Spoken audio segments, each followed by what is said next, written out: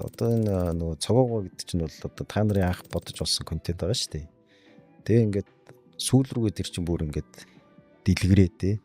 Хөгжөөд ингээд өөр юм хийгээд бүр өрсөлдөгчий чинь хүртэл сурталчлаад явцсан байгаа байхгүй. Тэгээ энэ дээр яг зүгээр одоо энэ манай контентыг бас маркетингийн залуу хүмүүс үзэх бах.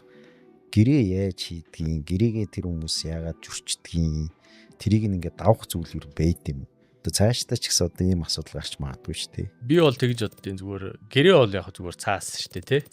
Тэгээ хэрвээ этик сайтай бол ер нь гэрээ байгалаа чирэггүй гар барайл ер нь болоо шүү дээ тий. Агуулга нь юу гэхээр нэг хэцүү юм тухайн үед ер нь жоохон юм эмх замбраагүй тий. Одоо юу гэдэг ийм асуудлыг хаад хэн хандах уу гэдэг ч юм уу тий. Тэгэхээр ч нөгөө төр оролцож ирсэн шүү дээ тий. Тэгэхээр ер нь бол нөгөө цохогч эрх мэрх талын юм руу орох шаардлагатай болчихж байгаа байхгүй. Тэгэл миний санаа байсан ч гэдэм үү, тэрний санаа байсан ч гэдэм үү, ингээд ийм сони юм ярих юм бол бид тэр ер нь нөгөө төгсгөл рүү юмроо орчих байсан л да. Тэгээд нэг айхтар араас нь бол хөөгөөгүй. Яг үндэ бол тэр чин дагсан реклам нуарыг манай рекламныхаа тоолоос давчих штэ тий.